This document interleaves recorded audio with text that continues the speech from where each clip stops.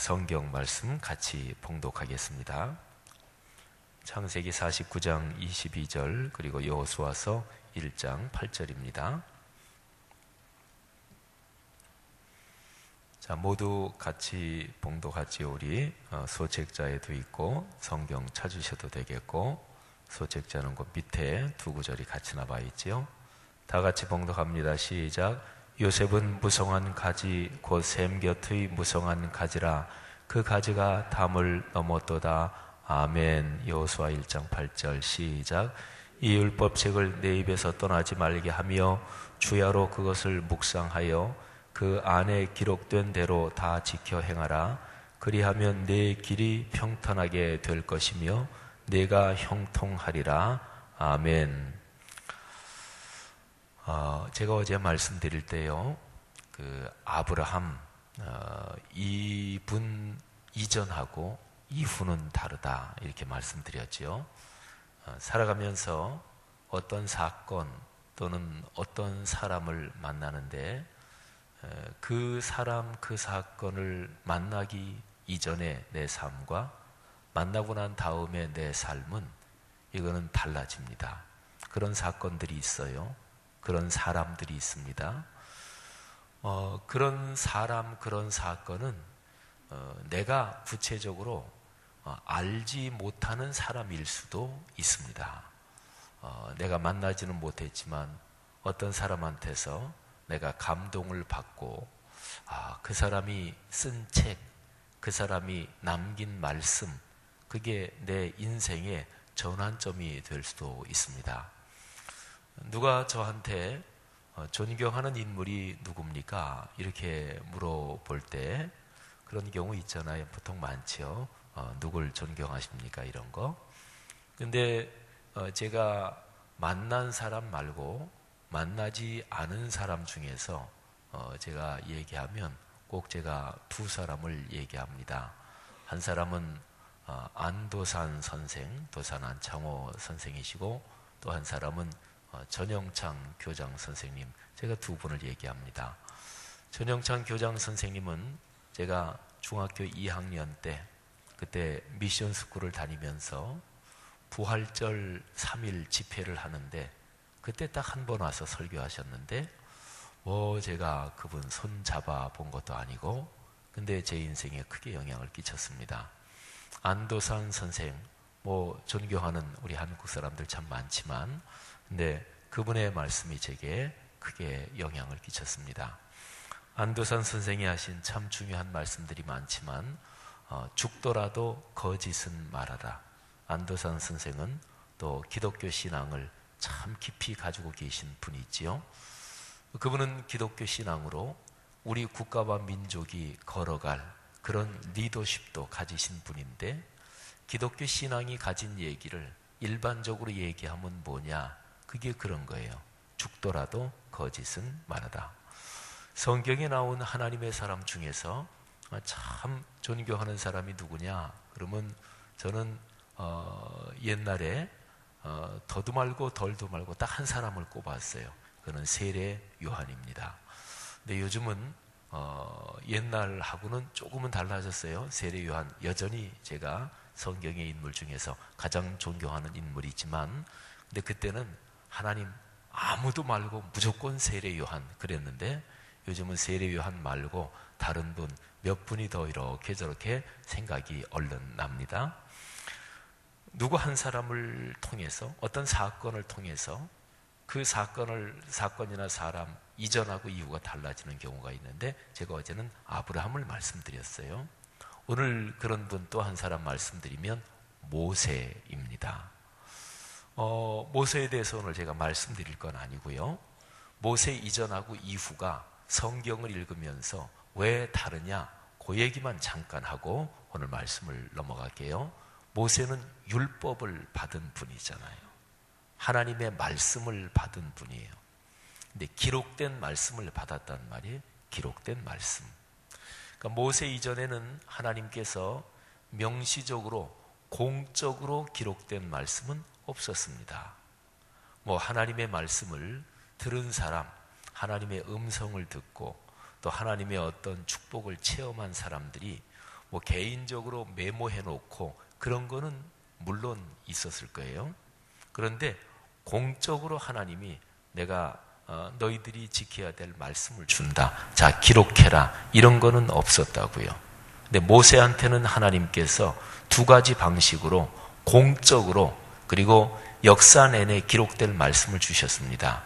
첫 번째 방식은 당신의 손가락으로 써주셨어요. 그게 구약 성경에 있는 십계명입니다.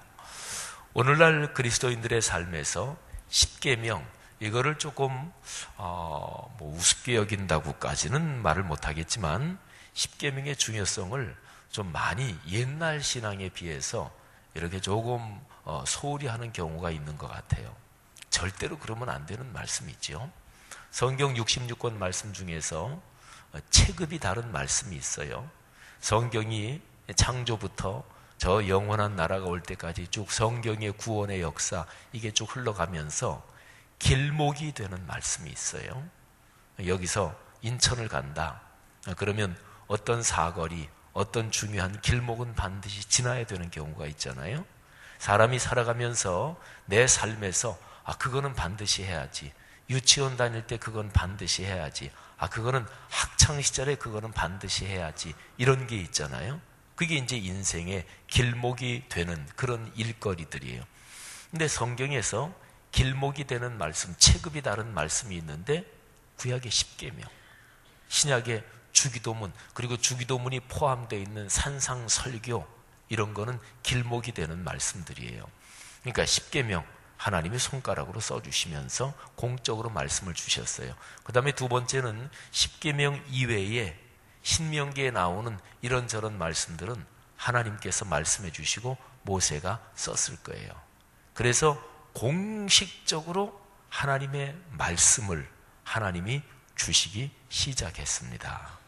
그러면서 그 후에 예언자들과 선지자들, 하나님의 사람들에게 성령으로 말씀하심으로써 구약 성경이 완성이 됐고, 그 다음에 신약 시대에 예수 그리스도께서 이 땅에 오셔서 이런저런 말씀을 주셨고, 그리고 예수 그리스도께서 하늘로 오르시면서 그러면서 그 말씀들을 기록을 해서 신약 성경이 완성이 됐죠. 자, 정리하십시다.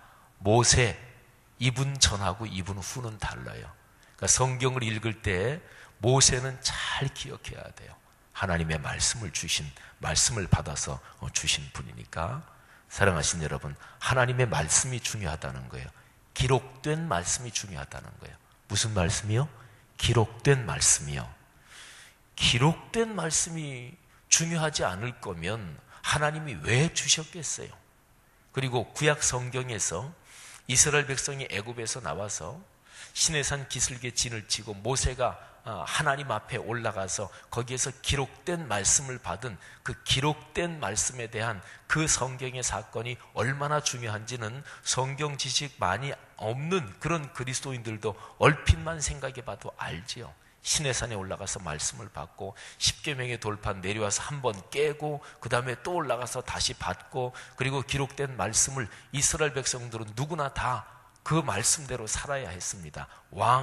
왕도 말씀의 권위 앞에 순복하지 않으면 그 왕도 심판을 받았습니다. 그래서 이스라엘의 왕은 늘 평생 해야 되는 게 자기 옆에 율법책 놓고 율법책 묵상하며 나라를 통치해야 했습니다.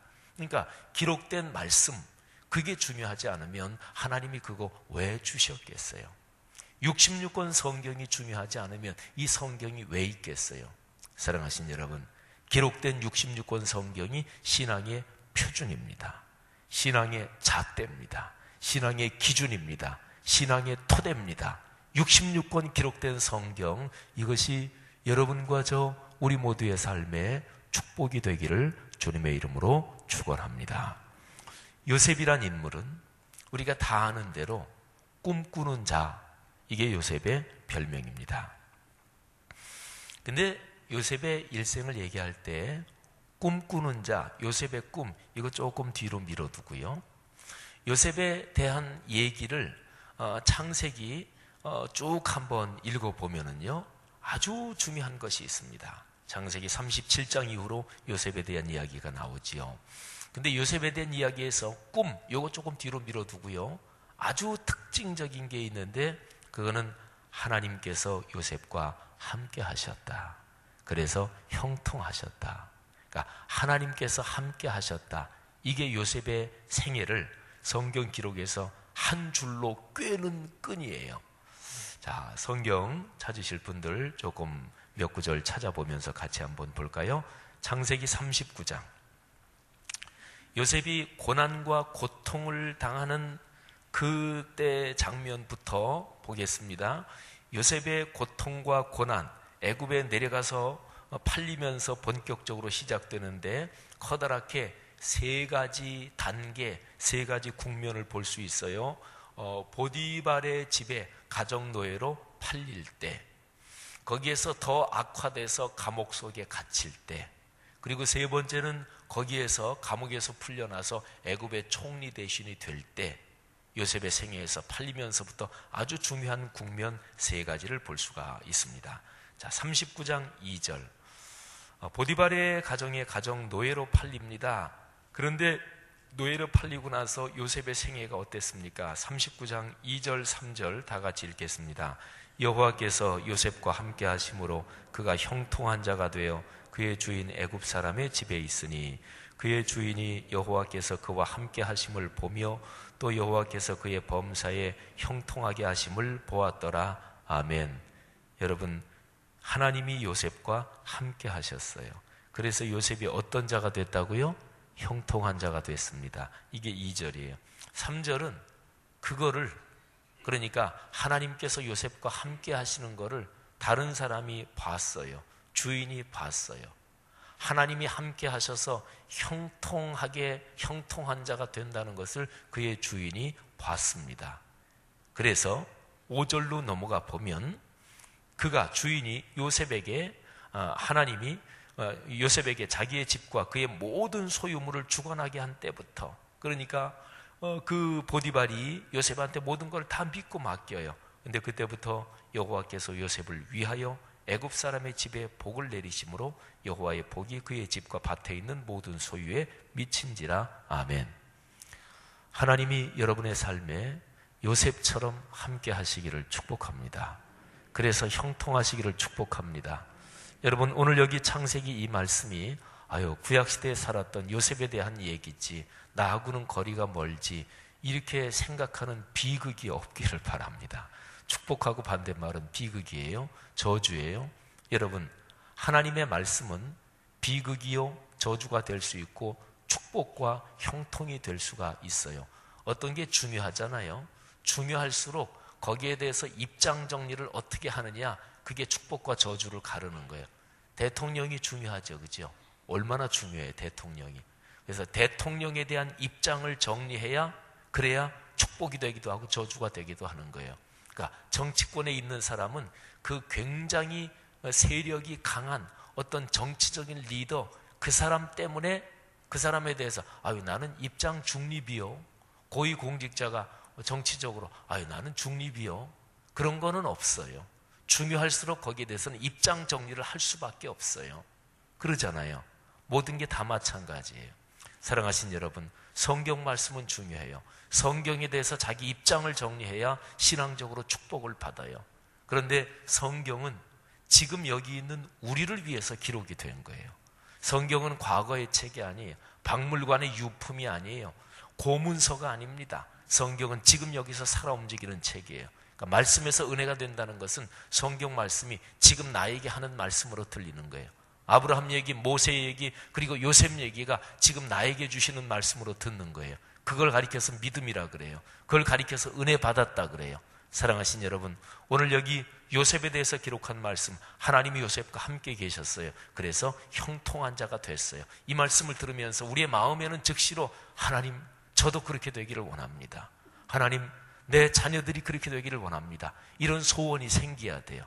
그런 소원이 있기를 바랍니다. 그래서 축복 얻기를 주의 이름으로 축원합니다. 자, 두 번째, 요셉이 감옥 속에 들어갔을 때를 보십시다. 39장 21절 한번 보세요. 39장 21절 제가 읽습니다. 여호와께서 요셉과 함께 하시고 그에게 인자를 더하사 간수장에게 은혜를 받게 하시매. 여호와께서 누구와 함께 하셨다고요? 요셉과 함께 하셨습니다. 그래서 간수장에게 요셉이 은혜를 받았어요.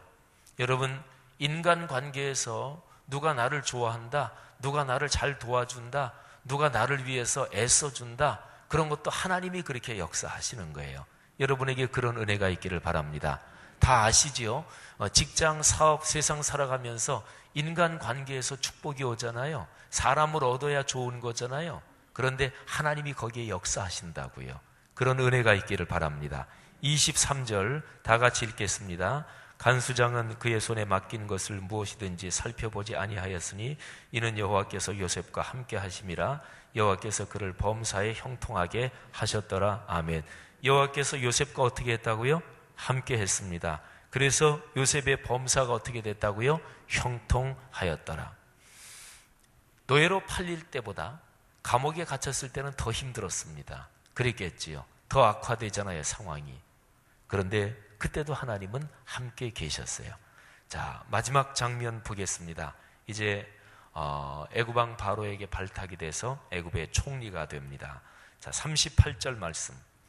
애굽의 왕이, 애굽의 파라오가 말이죠. 이 바로가 요셉이 꿈을 해몽하는 걸 듣더니 감동을 받습니다. 감격을 해요. 얼마나 감격하는지 몰라요.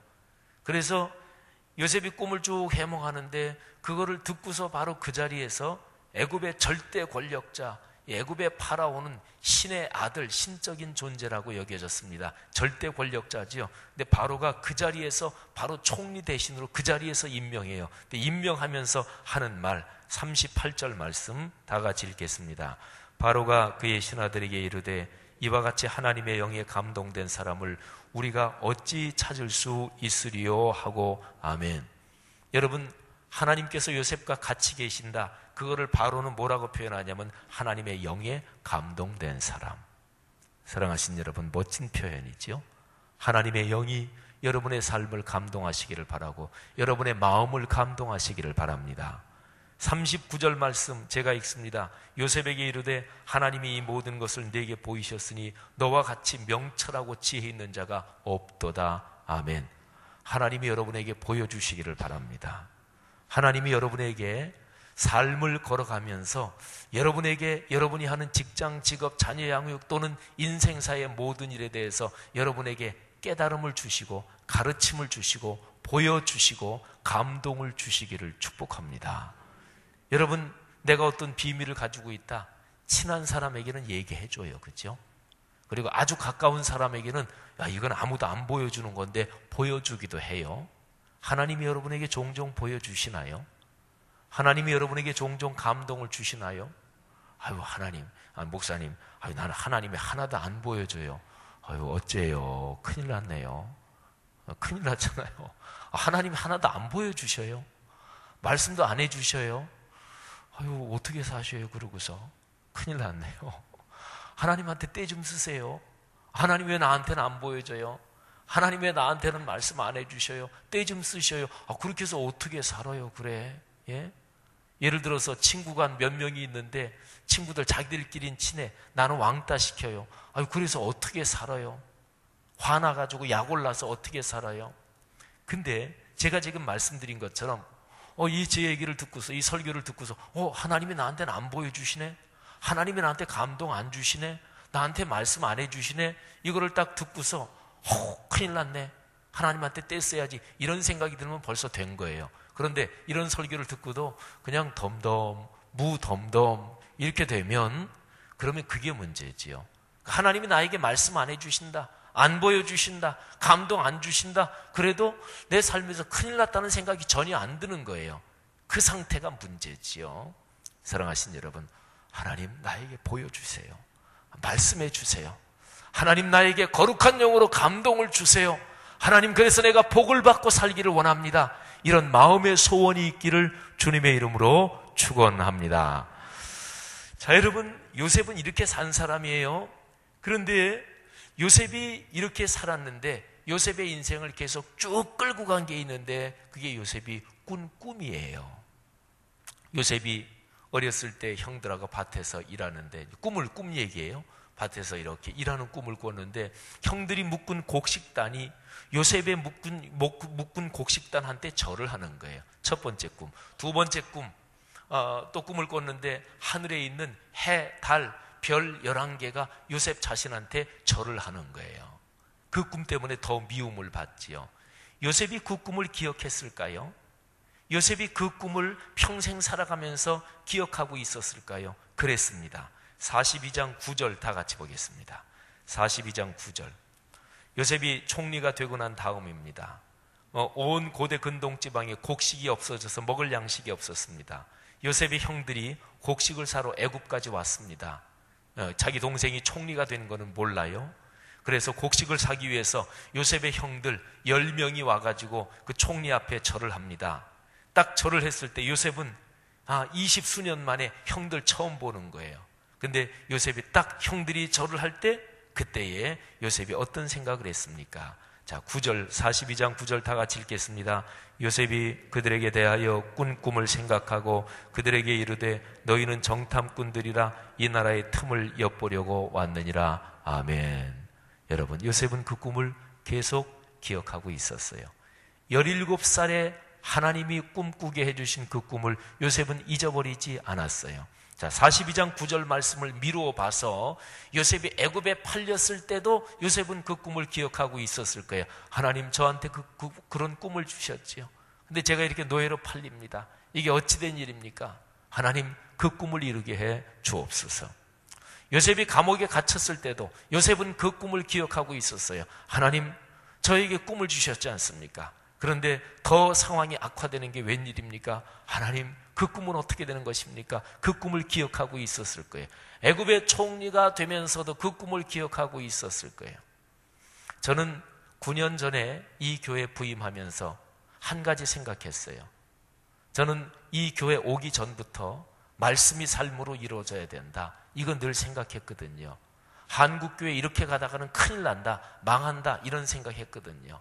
이 교회 오기 전부터도 교계 정치권, 목사, 장로들, 교계 정치하는 사람들 이러다가는 한국교회 망한다 이 생각 절절했거든요. 그래서 말씀이 삶으로 돼야, 그래야 한국교회 다시 부흥하고 그래야 성도들이 축복받고 그래야 교회가 복받는다 이 생각이 절절했거든요. 그래서 이 교회 부임하면서 딱 한 가지, 말씀이 삶으로 진행되는 그 운동을 위해서 하나님이 나를 여기에 배치하신다, 저는 그렇게 생각했거든요. 이게 제가 이 교회에 온 소명이에요. 제가 목사로 살아가는 제 꿈이에요. 저는 이 꿈을 늘 간직하고 있습니다. 사랑하신 여러분, 성도로 살아가면서 하나님이 여러분에게 주신 꿈이 뭐예요? 꿈은 목사만 갖는 거예요? 아니, 여러분 개인, 목사는 하나님의 복음 전파를 위해서 하나님의 사역을 위해서 꿈을 갖고, 성도 여러분들은 그냥 자녀 잘 살고 나 그냥 직장 성공하고 그 꿈만 가져도 되는 거예요. 근데 그 꿈이 하나님의 복음 전파하고 어떤 연관이 있어요? 연관이 없으시다고요? 그러면 그거 가지고 기도할 때 하나님한테 무슨 체면으로 기도해요? 하나님 장사 잘 됐으면 좋겠습니다. 근데 하나님이 그래, 근데 복음 전파하고 무슨 연관이 있냐? 하나님 그건 목사님 전사님들 하는 거고, 그렇게 기도하실 거예요. 하나님의 거룩한 일을 위해서 여러분은 어떤 꿈을 가지고 계십니까? 사랑하신 여러분, 꿈을 가지시기를 바랍니다. 비전을 가지시기를 바랍니다. 하나님의 복음 전파에 여러분의 삶이 연관되시기를 주님의 이름으로 축복합니다. 자, 여러분, 여호수아서 말씀이 요셉의 이 말씀하고 어떻게 연관되는지 아주 중요한 말씀을 드리겠습니다. 혹시나 졸고 계시는 분이 있다면 지금은 깨셔요. 자, 여호수아서 1장 8절 다 같이 다시 한번 읽겠습니다. 이 율법책을 내 입에서 떠나지 말게 하며 주야로 그것을 묵상하여 그 안에 기록된 대로 다 지켜 행하라. 그리하면 내 길이 평탄하게 될 것이며 내가 형통하리라. 아멘. 요셉이 끝나고요. 그러면 창세기가 끝나요. 그리고 출애굽기, 이제 애굽에 내려와서 살잖아요. 애굽에서 고통당하고 요셉 죽은 지 한참이나 세월이 흘러서 이스라엘 백성이 노예 신세로 전락해요. 그래서 애굽에서 드디어 하나님이 꺼내주시는 거예요. 출애굽. 그 지도자 모세지요. 그래서 모세가 40년 동안 쭉 이끌고 난 다음에 그 다음에 이제 여호수아가 후계자 되잖아요. 그러니까 요셉하고 여호수아는 애굽에서 노예 생활했던 것까지 하면 한 400년의 세월이 흘러요. 그런데 여호수아가 딱 지도자가 되면서 하나님께서 명령하신 게 따지고 보면 한 가지밖에 없어요. 그게 여호수아서 1장 8절. 올해 2013년 꿈송의 네 번째 구절이 그거예요. 이 율법책을 내 입에서 떠나지 말게 하며 주야로 그것을 묵상하여 그 안에 기록된 대로 다 지켜 행하라. 그리하면 내 길이 평탄하게 될 것이며 내가 형통하리라. 아멘. 그러니까 말씀 묵상해라. 말씀 묵상해서 깨달은 대로 살아라. 그러면 내가 형통한다. 이런 얘기입니다. 그런데요, 말씀을 묵상하며 산다. 여호수아한테 이 말씀을 주셨는데 이거는 요셉한테 주신 거하고 똑같아요. 요셉은 꿈을 잊지 않고 살았다 그랬잖아요. 그게 말씀이에요. 왜 그러느냐? 자, 모세, 이 사람이 이전하고 이후는 다르다 그랬잖아요. 모세는 요셉하고 그리고 여호수아 요 사이에 있잖아요. 그죠? 그러니까 요셉은요, 공식적인 말씀을 주기 이전 시대의 사람이에요. 그러면 기록된 말씀을 주기 이전이니까 기록된 말씀 이거 주야로 묵상하라 그렇게는 얘기할 수 없잖아요. 말씀을 기록해서 주기 이전 사람들은 그 사람들에게는 하나님이 어떻게 말씀을 주셨을까요? 예, 직접적으로 육성으로도 말씀해 주셨고 나타나기도 하셨고 그리고 꿈으로도 가르쳐 주셨고 여러 가지 생활의 사건으로 얘기해 주신 거예요. 사랑하신 여러분, 이제 이게 연결이 되십니까? 특별히 꿈은요, 성경 말씀에 보면 오늘날도 하나님이 꿈으로 역사해 주실 수 있어요. 그런데 중요한 게 있습니다. 오늘날 꿈으로 보여주시면 그걸로 끝이 아니고 그거를 검증해야 돼요. 뭐에 따라서? 66권 말씀에 따라서. 신비한 체험을 하셨어요? 끝이라고요? 아니에요. 검증해야 돼요. 말씀에 따라서. 병 고침을 받으셨습니까? 말씀에 따라서 검증해야 돼요. 병 고침 받고 꿈꾸고 신비한 체험하고 그리고 교만하고 그리고 잘못될 수 있거든요. 기준이 뭐예요? 기록된 말씀. 근데 기록된 말씀이 없을 때 그때는 이제 하나님이 각별한 방식으로 꿈, 사건 뭐 이런 걸로 이제 말씀해 주신 거지요. 사랑하신 여러분, 그 당시에 고대 근동지방에서 지금도 마찬가지지만 그 당시는 특별히 꿈이라는 것은 앞으로 될 일을 가르쳐주는 하나님의 특별한 섭리, 하나님의 말씀의 한 방식이었어요. 그러니까 요셉에게 17살 때 꿈을 꾸게 해주신 거는 요셉에게 말씀을 주신 거예요. 할렐루야. 요셉은 살아가면서 하나님이 자기에게 은혜로 주신 말씀이 있었습니다. 그 주신 말씀을 끝까지 붙들고 있었어요.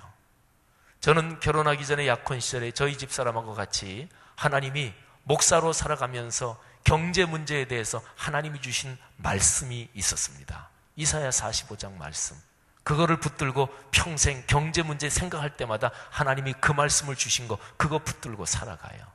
제가 아까 말씀드린 것처럼 제가 목사로 살아가고 신학을 공부하고 하나님이 한국 교회의 일꾼으로 세우실 때 제 마음속에 하나님이 주신 말씀이 있었어요. 그거는 말씀으로 돌아가야 산다 그것입니다. 그걸 저는 끝까지 그 사명을 붙들고 가는 거예요. 요셉도 말씀을 붙들고 간 거예요. 여호수아한테 하나님이 말씀하십니다. 말씀을 붙들고 가는 것이다. 자, 요셉은 하나님이 주신 꿈 그 말씀 붙들고 계속 갔잖아요. 여호수아는 어땠을까요? 여호수아서 1장 8절 이거는 여호수아가 지도자가 되고 그리고 하나님의 일을 맡을 제일 처음 부분이잖아요. 여호수아가 끝까지 말씀 붙들고 잘 갔을까요? 자, 여호수아서 맨 마지막 부분 한번 살펴보겠습니다. 자, 여호수아서 21장입니다. 21장. 여호수아의 사명은 가나안 땅을 점령하게 하는 것이었습니다. 이스라엘 백성들이 이끌고 가나안 땅에 들어가서 점령하는 것이었어요. 여호수아서 21장 43절 말씀 제가 한번 읽겠습니다. 여호와께서 이스라엘의 조상들에게 맹세하사 주리라 하신 온 땅을 이와 같이 이스라엘에게 다 주셨으므로. 어떻게 주셨다고요? 다 주셨어요. 그들이 그것을 차지하여 거기에 거주하였으니 44절 여호와께서 그들의 주위에 안식을 주셨을 때 그 조상들에게 맹세하신 대로 하셨으므로 그들의 모든 원수 중에 그들과 맞선 자가 하나도 없었으니 이는 여호와께서 그들의 모든 원수들을 그들의 손에 넘겨주셨음이니라. 45절 다 같이 읽겠습니다. 시작. 여호와께서 이스라엘 족속에게 말씀하신 선한 말씀이 하나도 남음이 없이 다 응하였더라. 아멘. 하나님이 여호수아한테 말씀을 주야로 묵상하며 살라 그랬잖아요. 그러면 형통한다 그랬잖아요. 근데 하나님의 말씀을 묵상하면 어떻게 되나요? 말씀이 응해요. 여기 45절에 다 응하였다 그랬잖아요. 다 응하였다 그랬잖아요. 그러니까 하나님의 말씀이 이루어진단 말이에요. 사랑하신 여러분, 이게 아주 중요합니다. 자, 여호수아서 조금 더 넘겨서 아주 중요한 말씀을 읽겠습니다. 여호수아서 23장 말씀.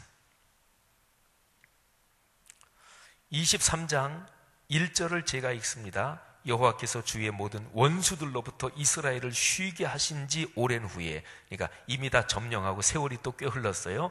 여호수아가 어떻게 됐다고요? 나이 많아 늙은지라.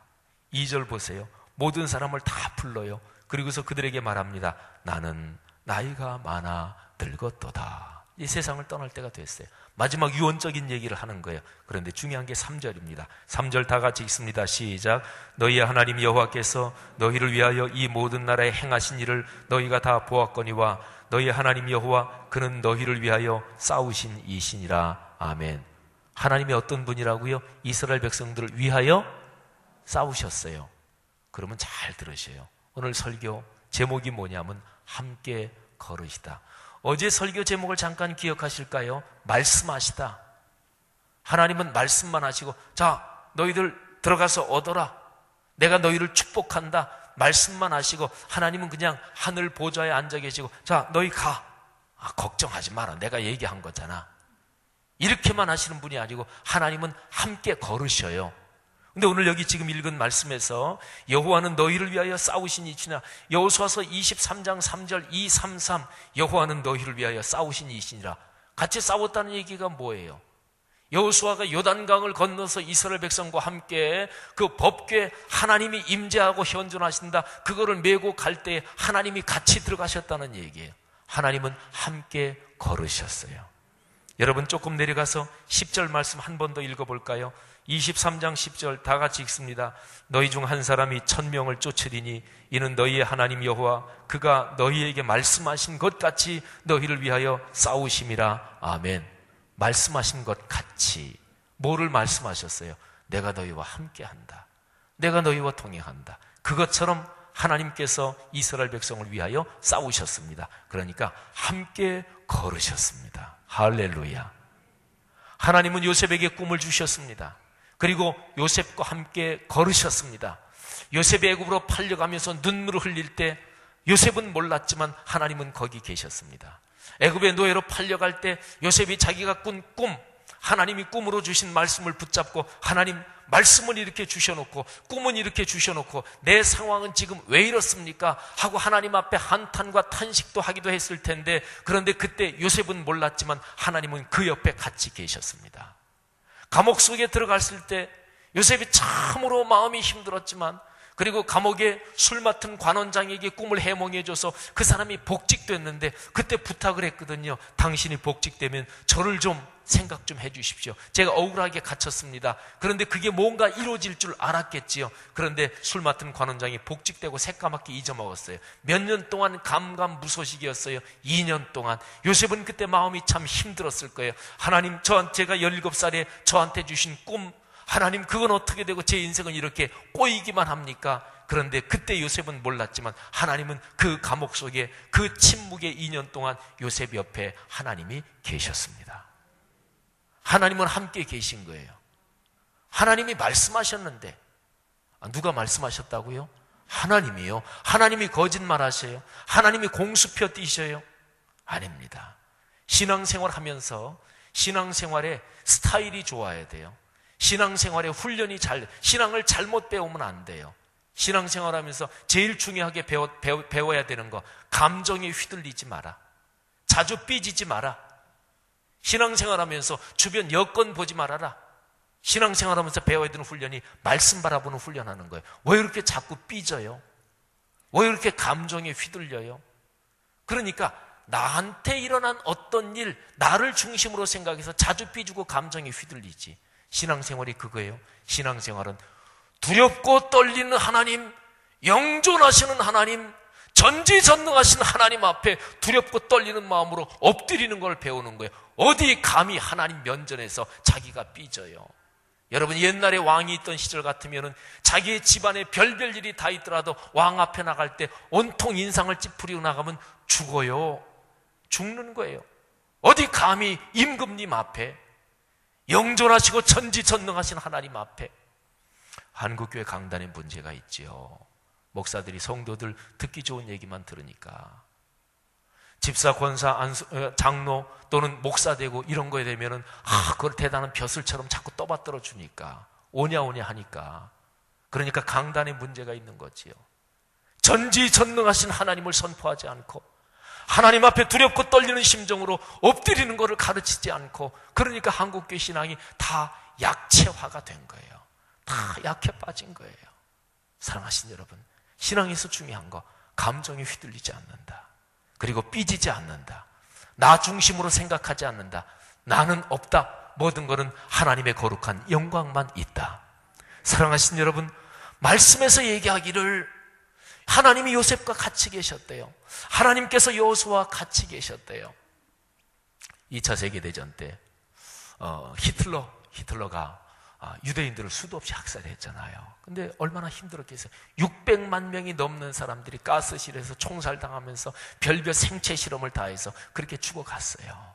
근데 한 번은 많은 유대인들 수십 명이 또 쭉 세워져 가지고 나치에 의해서 총살당합니다. 근데 여기 군중들이 쭉 있지요. 군중들 속에서 누군가 한 사람이 중얼거립니다.